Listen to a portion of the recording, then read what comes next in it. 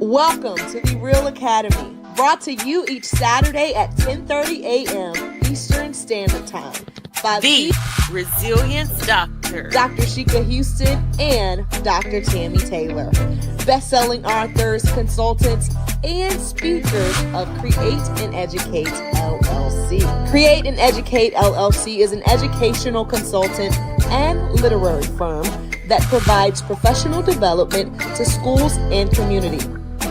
Their goal is to transform organizations with the REALL resilient framework used to increase their school report card grades 2 and 3 grade levels in 1 year. REALL stands for Respect, Excellence, Accountability, Literacy, and Leadership. This framework is used to coach leaders and teachers and build student efficacy while putting systems in place that aligns the work of the school improvement, making the process manageable.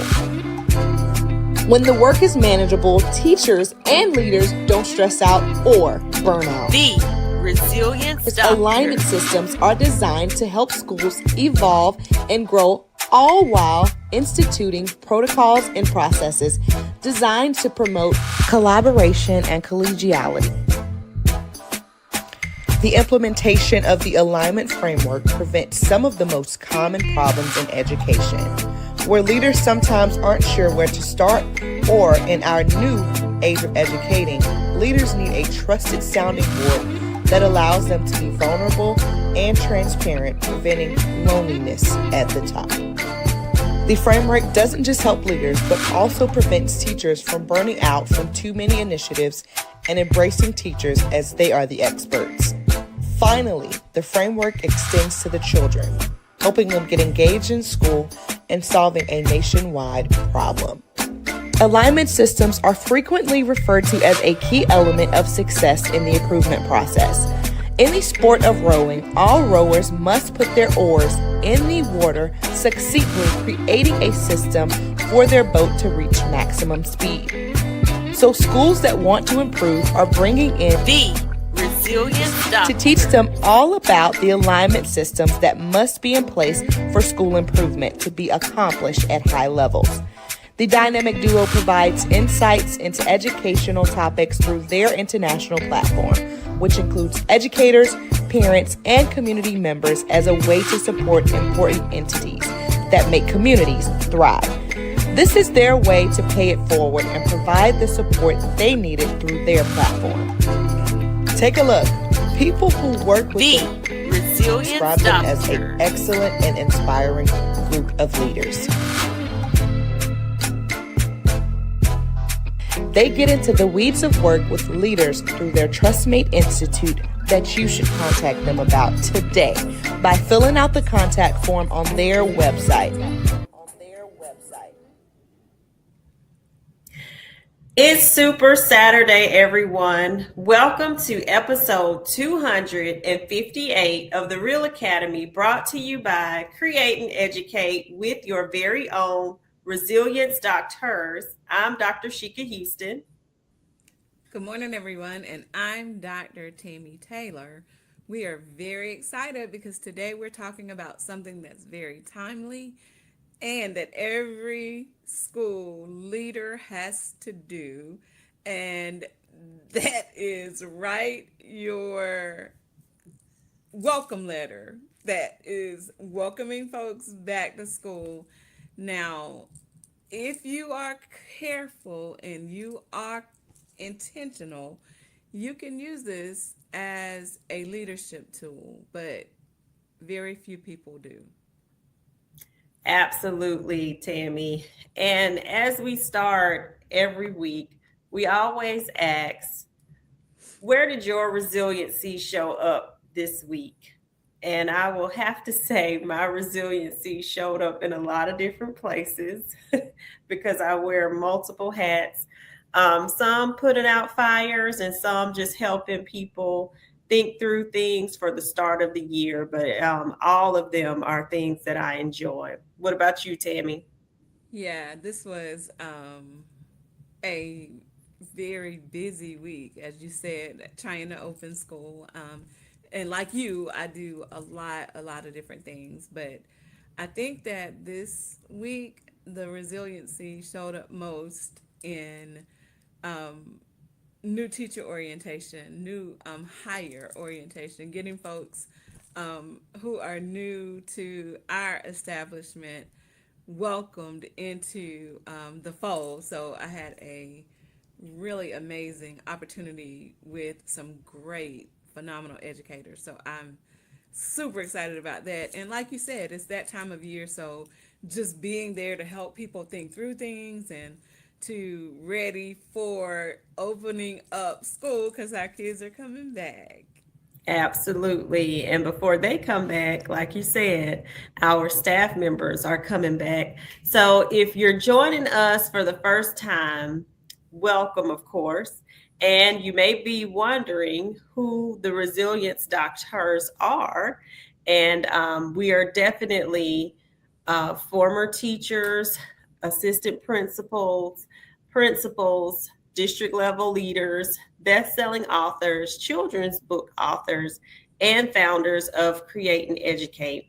After raising our school report cards 2 and 3 grade levels in 1 year, a lot of people started to ask, what did we do differently? And that led us to our REALL framework that you see over our shoulders, which stands for respect, excellence, accountability, literacy, and leadership. So today at Create and Educate, we transform schools from the inside out by aligning people, culture, and systems through the REALL framework, the Synergy Lab, and proven school improvement systems that we help leaders to build resilient schools where students thrive and educators love to work.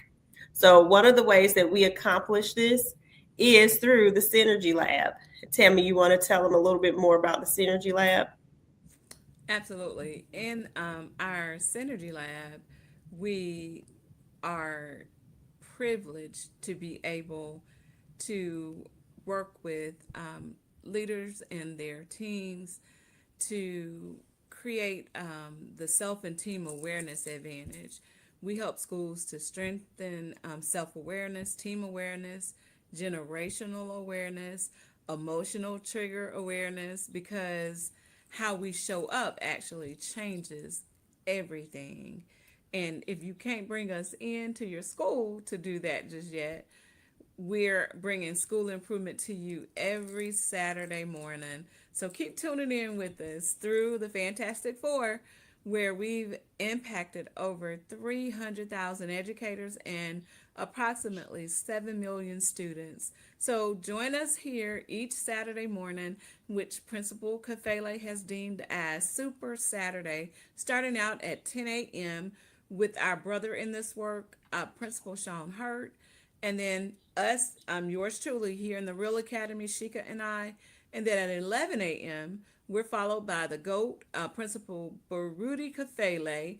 And don't forget the PGP podcast on Sundays.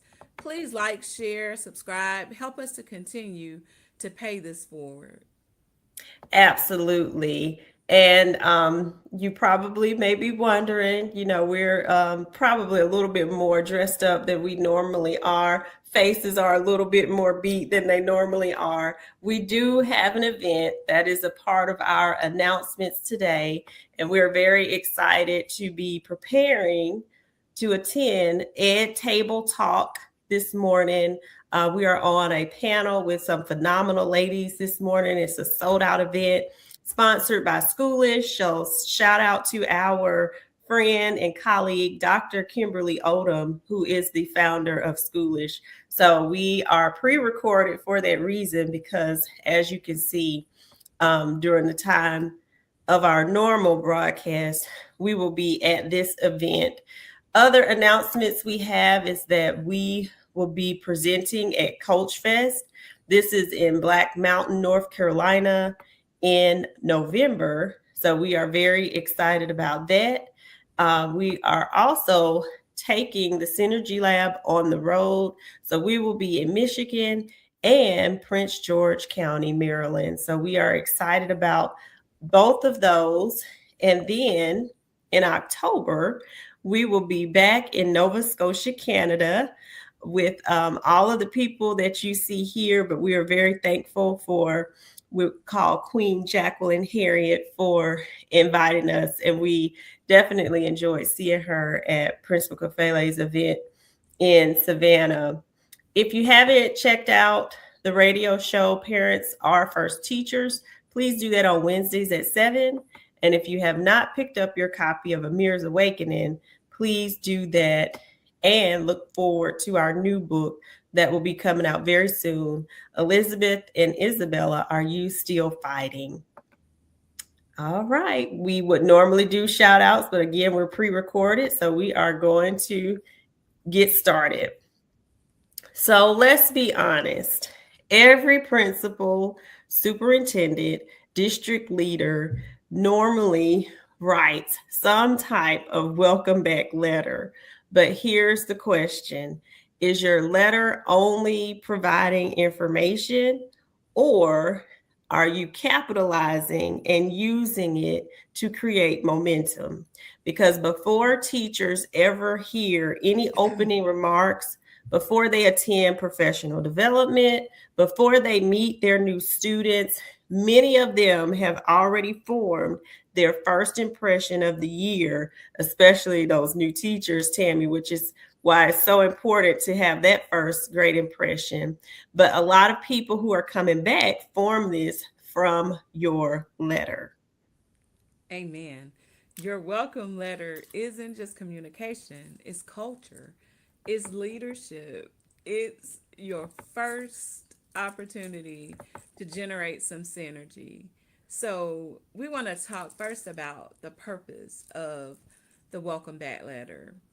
Um, and the purpose of your letter when you're welcoming folks back isn't just to explain every detail of the pre-planning process and the pre-service days and those in-service days. The purpose is to answer three questions. Why should I be excited about coming into this new school year? Why does this year even matter? Why does my work matter? Your welcome letter should leave people thinking, oh my gosh, I can't wait to get back. Not, gosh, I already need another vacation. I ain't even stepped on the campus yet. I just need a day off. Yes, from information overload. And sometimes we do that in retreats as well. So remember, people don't remember every word, they remember how you made them feel. We hear our brother in the work, Principal Josh Tovar, talk about that a lot. So as we move on to point two, and tell me if you can help me with the banners. Yeah, I got you. Um, Here's something that is fascinating. So, we did a little research on email communication, and it shows that people typically spend, wait for it, 15 to 30 seconds scanning email. And that's why a lot of people, when you're asking them things and they're like, oh, you didn't get my email? They got it. They only took 15 to 30 seconds to scan it. And messages longer than 200 words are much less likely to be read in full. Most people decide within the first few lines whether they're going to keep reading or they're just going to close it up and keep it moving. So that means if your welcome letter is 3 pages, you've probably lost a lot of people before you reach the second paragraph.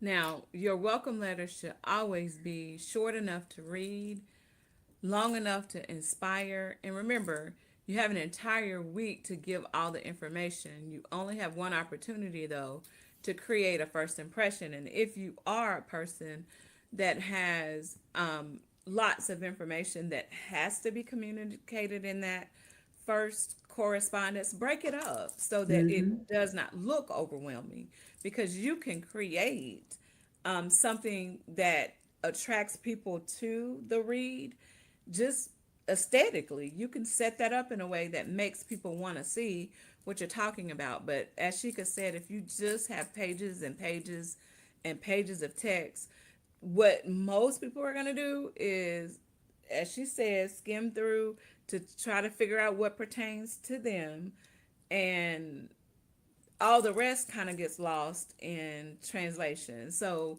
if you have to communicate a lot of things, because sometimes you do, things are different and there are things that they need to know coming into the building. But anything that you can do and you can share in the opening meetings, or you can um, push down to team level discussions, that's opportunity for them to build synergy within the teams. Because as Shika said, sometimes when you've set up your retreat in the right way, you've been working on this work so that your leadership team can help you with getting the message out to the entire school.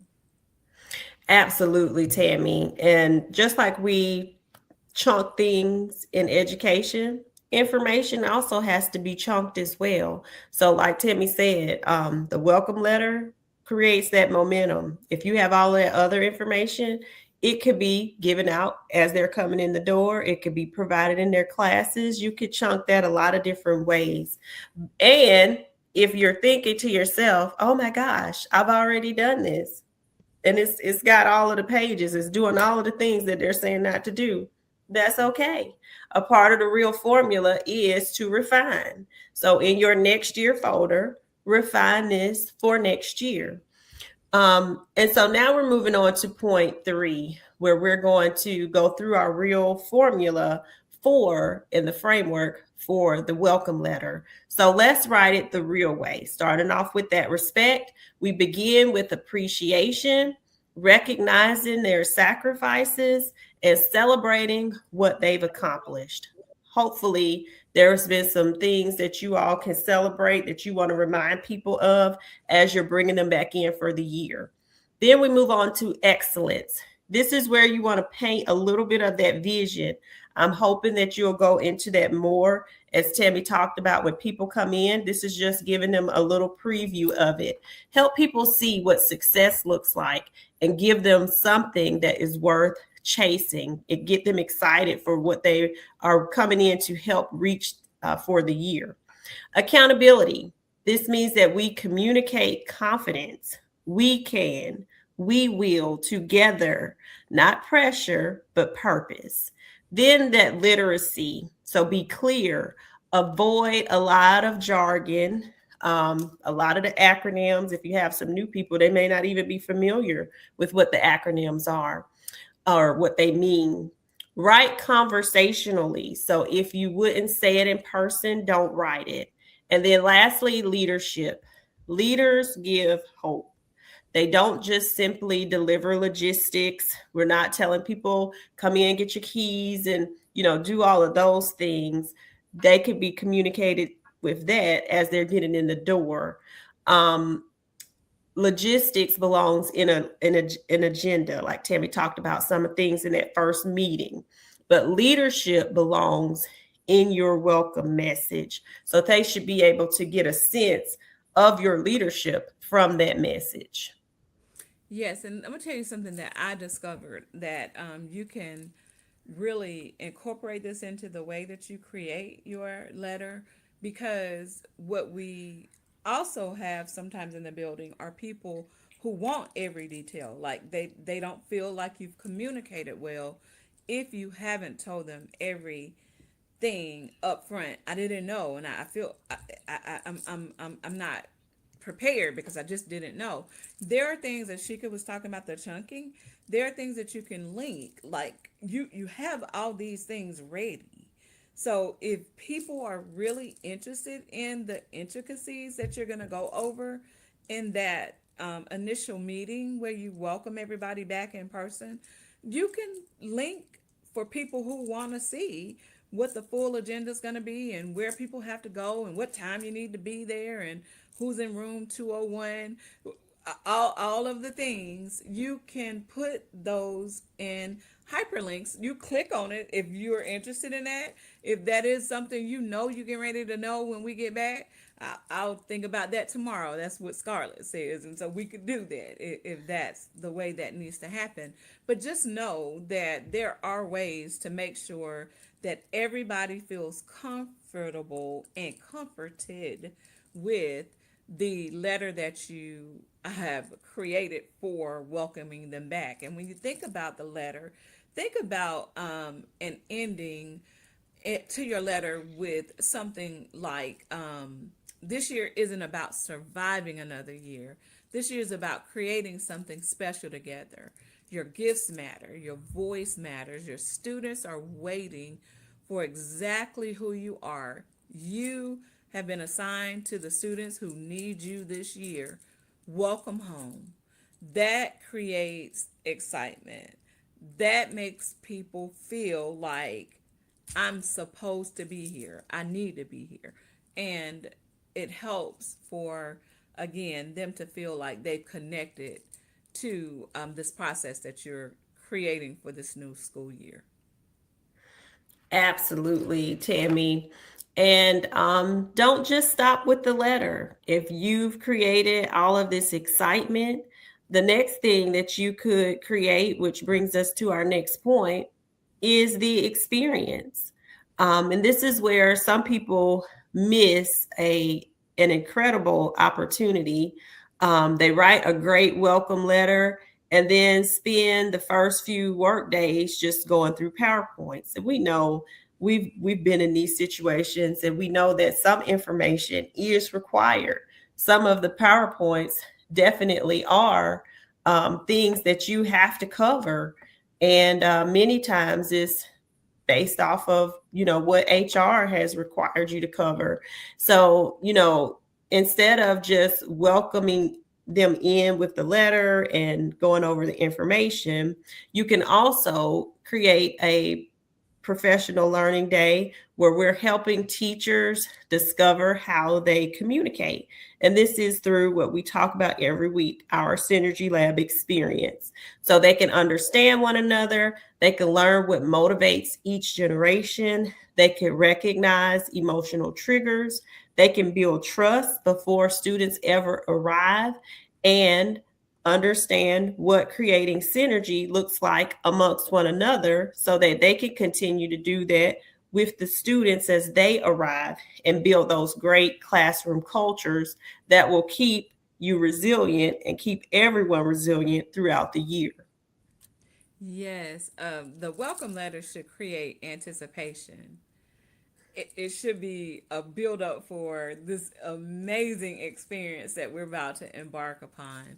So you can get us in there to help you create those experiences, because culture is not built through announcements. Culture is built through shared experiences. And that's the thing that I loved. I think about my first meetings back the most.